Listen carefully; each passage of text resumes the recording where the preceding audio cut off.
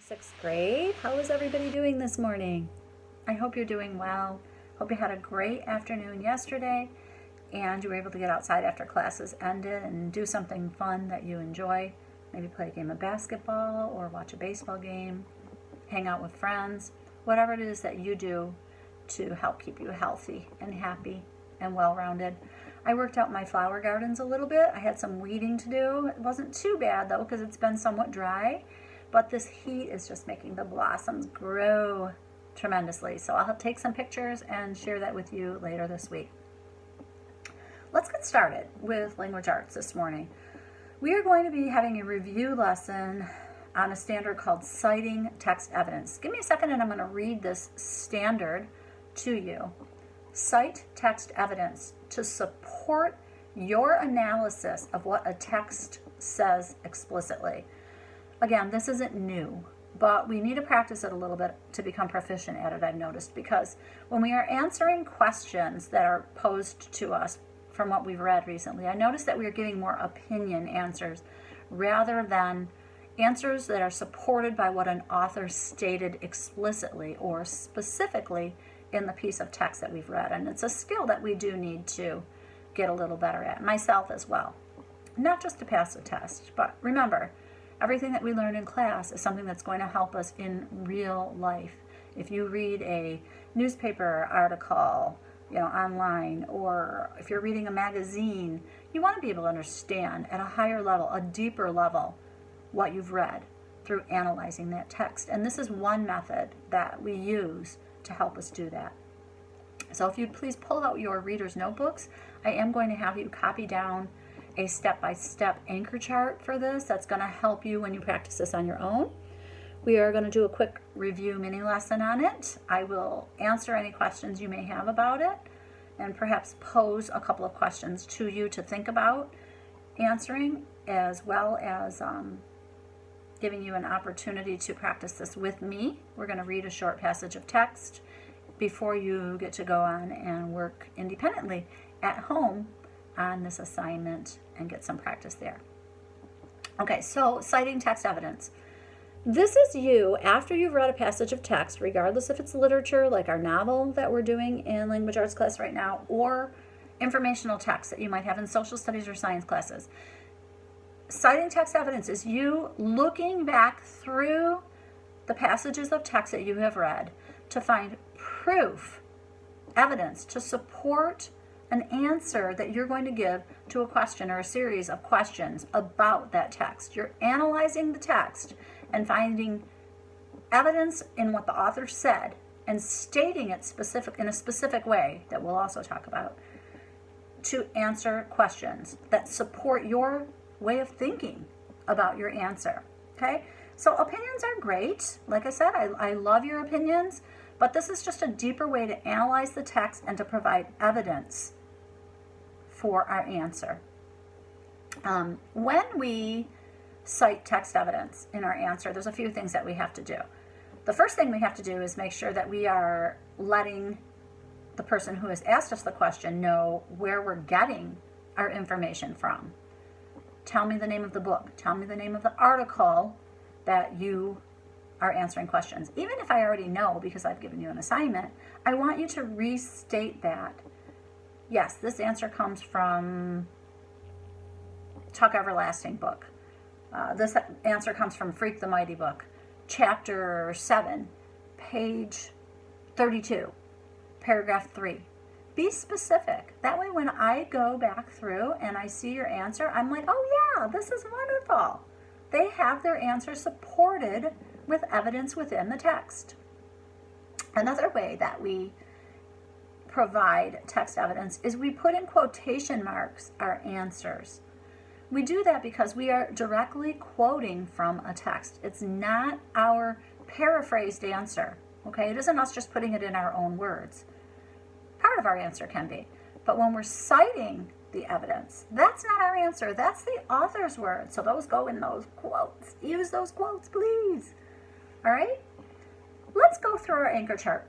While you're grabbing your reader's notebook, I'm going to read through the anchor chart on steps to citing text evidence, and I would like you to copy this down so that you have this and can refer back to it in your independent practice. Step 1, read the text.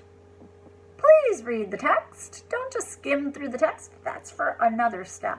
You have to first completely read the material. Step 2, think about the question that's being asked. Personally, this is a hint, I always look at my questions before I even start reading a passage of text. I go to the end and I say, okay, what questions will I have to answer after I'm done reading this? That way I've got a little bit of a heads up, right? I can flag my passage of text with a sticky note or highlight it, whatever your method is, that you know, oh yeah, I was asked a question, or I'm going to be asked a question about this coming up here. I want to make sure I'm able to quickly come back to this part of the text. It's a time saver.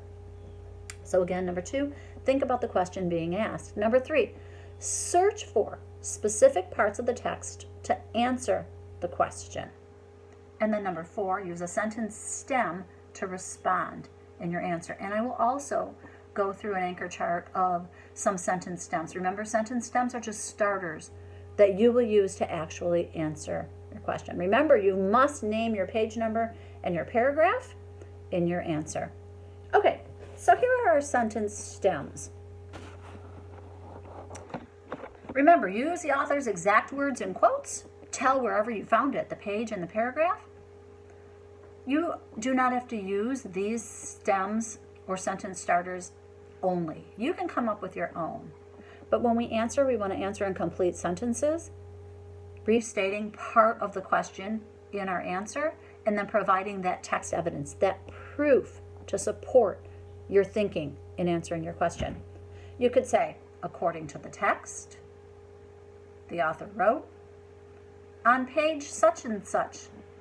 Tell me the page number, the author stated.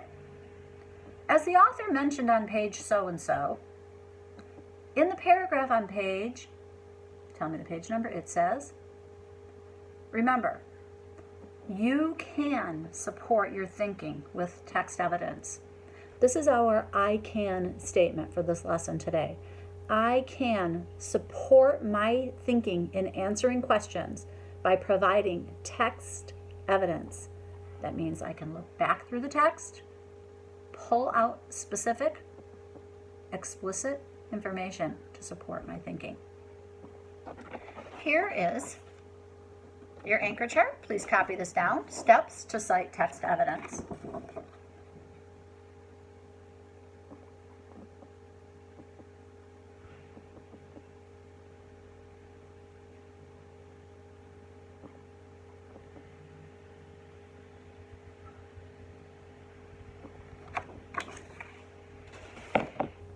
And here are some sentence stems to citing text evidence.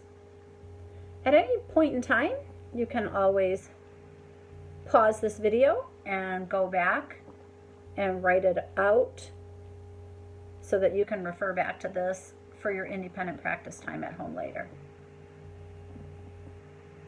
Okay, so let's go through and read this passage and practice together. This passage is called Self-Reflection.